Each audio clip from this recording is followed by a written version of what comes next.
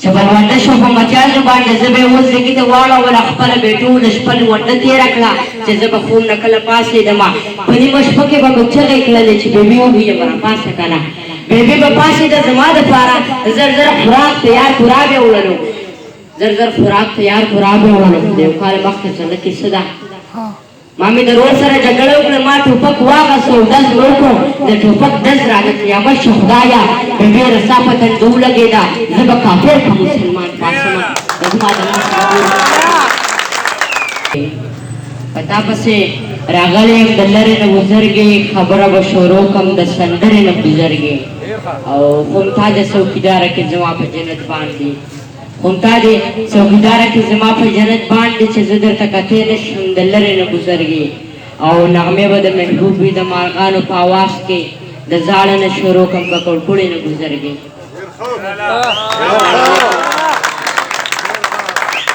السلام علیکم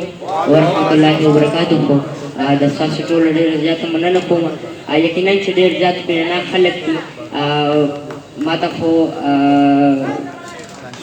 خانشیر کاکاجي ډېر زیات لیټ وویلو نو ما څه لیکلی نه دي زه به درته یو نظم ووایم او نظم دې ټول په ټوله دا شاته چې مې کوم مشران ناست دي نو دې ټولو ته دې ډالۍ وي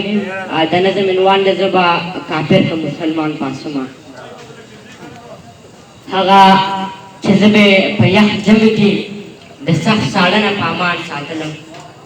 هغه چې زه به په یخ ژمي کې د سخت ساړه نه په امان ساتلم چې بلونده شو په مچازو باندې زه به اوس زګي ته واړولم خپله به یې ټوله شپه لونده تېره کړه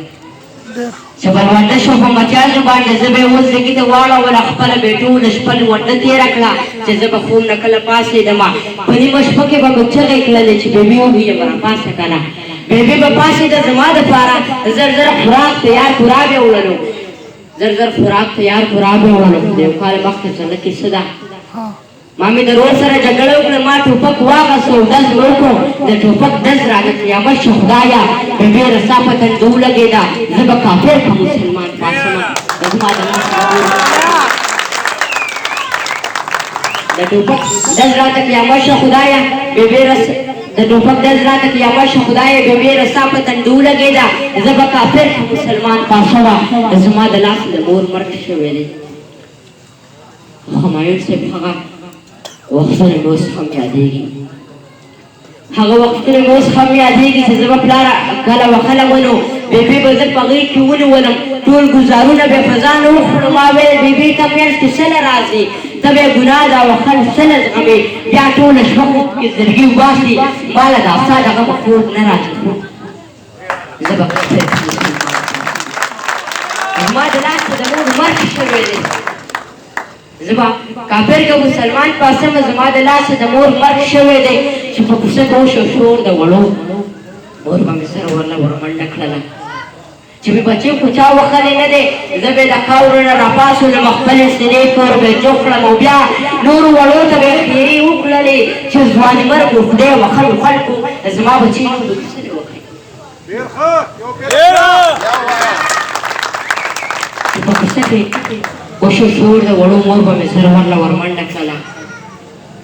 چې مې بچو خو چا وخلی نه دی زه به یې د خاورو نه راپاڅولم او بیا خپلې سینې پورې به یې جوړ کړم او بیا نورو وړو ته به یې ښېرې وکړلې چې ځوانمرګ و خدای وکړو خلکو زما بچی لوبې کوڅله وکړي او بیا د سترګو به یې غټې اوښکې او بیا د سترګو به یې غټې اوښکې په مخ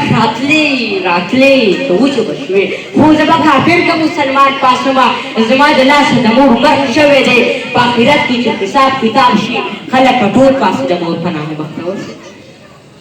خلک به ټول پاسې د مور په نامه